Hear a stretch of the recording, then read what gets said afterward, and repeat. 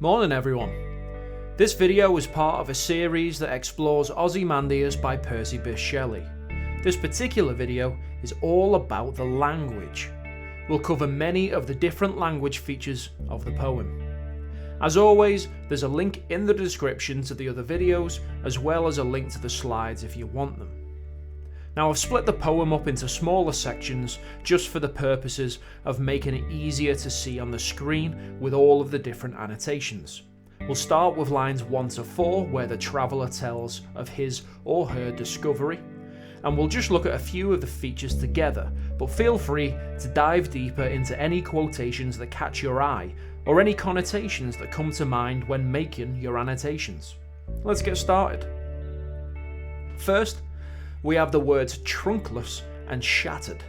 Now these form a semantic field of deterioration or destruction, as we not only see the deterioration of the statue as time and nature have taken their toll on it, but also the deterioration of power over time, a key theme in this poem. In this AB rhyme scheme, it begins with a perfect rhyme of land and sand, perhaps showing how people begin positions of power with good intentions. However, as the saying goes, absolute power corrupts absolutely, and this perfect rhyme deteriorates into an imperfect rhyme of stone and frown. So even the rhyme scheme has been corrupted in this poem about power. This is also another example of Shelley flouting the standard rules of the sonnet form with this change in rhyme. The desert has got connotations of death, nature, and lifelessness, signifying the death of power. And the fact that the face is half sunk indicates that eventually time and nature will take over and bury it completely, leaving Ozymandias completely powerless and ultimately forgotten. Throughout the poem, Shelley doesn't really use end stopping, which is where each sentence ends at the end of the line that it's on. Instead, he uses what's called enjambment, which is where the lines run on to the next one, symbolising the constant march of power and how people's need and lust for power is endless. However, it could represent the constant march of time, and how people in power, like Ozymandias, will come and go, but are nothing in comparison to the true master of power, time. And as mentioned previously in the structure and form video, Shelley starts with a first-person narrator before moving on to the reported speech of a traveller. The second quatrain, lines 5 to 8, discuss the sculptor and the statue. This section of the poem has got a very negative semantic field with words that have connotations of violence and oppression, giving us an idea of what Ozymandias' rule was actually like. This is also reflected in the use of harsh sounding consonant sounds in the alliteration of cold command. And we see here that the sculptor knew all too well what Ozymandias was like. Could this have been rebellion on the sculptor's part? Lots of art, particularly that of historical figures, is quite flattering of its subjects. Look at any pictures of someone like Kaiser Wilhelm. The way he stands and poses is designed to draw your attention away from the fact that one of his arms is actually 6 inches shorter than the other. However, the artist who made the statue of Ozymandias consciously decided to capture the ruler's cruelty in the face. He also carved it out of stone, meaning that it would last long after Ozymandias' rule had ended. The fact that he stamps on the lifeless things suggests that he oppresses those who are beneath him, which we later find out he believed was everyone. So he was cruel and violent to those with less power than him. The word mocked can mean different things. It can mean to make fun of something or to imitate something. Both definitions can be used in our understanding of the poem. Do you think that the hand that mocked is referring to the sculptor's hand trying to imitate Ozymandias in his art? Or is he mocking him by carving the cruelty into his lips? Or is this not referring to the sculptor at all? Is Shelley referring to Ozymandias mocking those who have less power than him? Or is it possible that Shelley is alluding to himself here? Is his hand that writes the poem the hand that mocks the British Empire, those in power? Passions here can be referring to emotions, and they still survive. So these emotions of anger, pride, arrogance survive due to the sculptor's handiwork, but Ozymandias' power and empire do not. The words survive and lifeless juxtapose here too, highlighting that the art survives, but power does not. Perhaps a recognition from Shelley that his art, his poetry, would survive long after his own death. This next section, lines 9 to 11, gives Ozymandias his voice. Here we hear from the great man himself in the words that he wanted immortalised in stone forever. I think some of the best quotations for exploring ideas about power come from this section. Here, Ozymandias is literally on a pedestal, as in his statue is stood on a platform, but he has also metaphorically put himself on a pedestal, which is an idiom meaning to admire someone so much that you can't see their faults, something that Ozymandias clearly doesn't see about himself. The name Ozymandias was the Greek title for Ramses II, which is made up of two smaller words.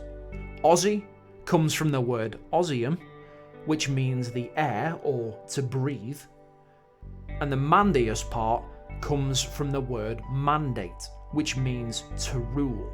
So put together, Ozymandias could mean the ruler of breath, meaning the ruler of all life forms, or it could mean the ruler of the skies and the very air that we breathe.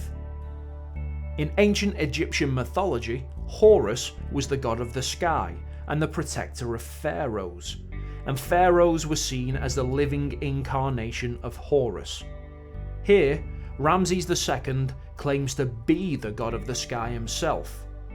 Horus was also known as the ruler of the world of the living, which makes the title of Ozymandias quite fitting for a pharaoh such as Ramses II. And further supporting this idea, he calls himself King of Kings, which could be literal in that he is the overarching ruler of a bunch of societies that have their own king, making him the king of those kings. However, King of Kings could also be him referring to himself as a god, which is ever so slightly arrogant. We really get an idea of Ozymandias' personality here. He's clearly a tyrant, he's arrogant, he's an egomaniac, he's narcissistic. It all comes out in these two lines on the pedestal. And this is even further supported by his repetition of the first person pronoun my. He makes everything about him. A sense of irony is introduced when he commands us to look at all that he has achieved and despair. Thousands of years later, there's nothing to despair about, just a broken statue and a bad reputation. And that's all that's left of him, which isn't much to despair about, really. It could also be said that this is a message to the rulers of today. He asks the mighty to look at all that he's achieved and despair. But maybe they should despair as one day they will end up like Ozymandias, forgotten and powerless. All power is temporary. He even gives us a sense of his own tyrannical nature here with the use of the imperative verbs, commanding that everyone look at his achievements.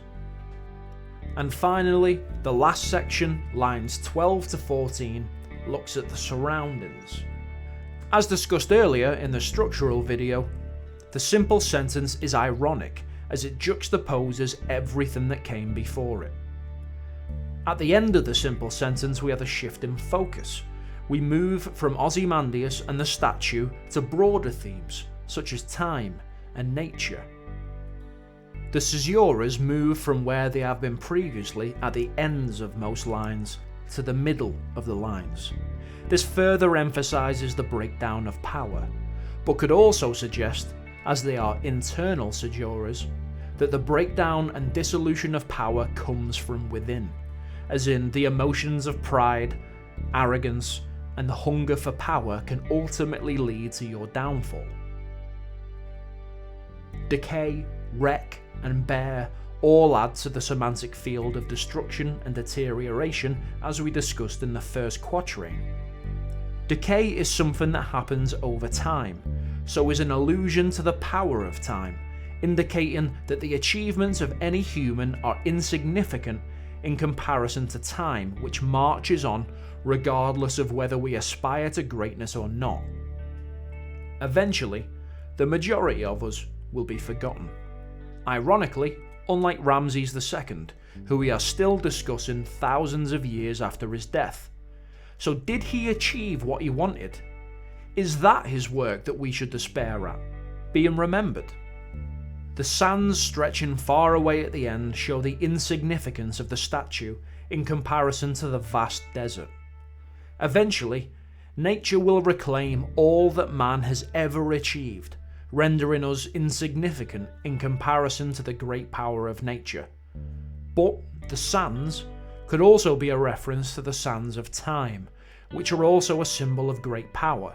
Together, time and nature are the ultimate powers in the world.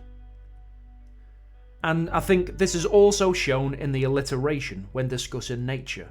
We have 3 sets of alliterative words, 3 pairs: boundless and bare, lone and level, sans stretch. This emphasises the point about it ultimately being nature the true power, and as they are in pairs, suggesting that nature is truly the great equaliser, claiming everything back eventually. As powerful as people get, they are nothing in comparison. And finally, the colossal wreck could be a classical reference to the Colossus of Rhodes. The word colossal means extremely large and can often refer to a statue that is more than twice real life size. In Rhodes, which is a Greek island, they built a giant statue of Helios, the Greek sun god, at the port. And this statue was called Colossus of Rhodes. It was such a huge statue that it was one of the 7 wonders of the ancient world, along with the Great Pyramid of Giza. What's interesting is that a few decades after it was built, the statue collapsed after an earthquake. It could be argued that, by alluding to Colossus in the word colossal, Shelley is pointing out that nature really does reclaim everything. Nature eventually toppled and reclaimed the statue of Ozymandias. It even claims statues of gods, the kings of kings, such as Colossus of Rhodes, which suggests that nature is the ultimate power. But the word colossal could just be a reference to the size of Ozymandias' power, or the statue. Interestingly, after 4 statues of Ramses II were built at Abu Simbel, there was an earthquake which toppled one, leaving the face half buried in the sand, again showing that the power of nature outstrips anything that man can build. It could be this historical instance that inspired Shelley to write the poem. You can see the toppled statue on the floor in this image. And that's all for today's video. I hope you found it useful, and if you did, don't be shy with the like and subscribe buttons. It really does help out with YouTube's algorithms. Thanks for watching, and happy revising.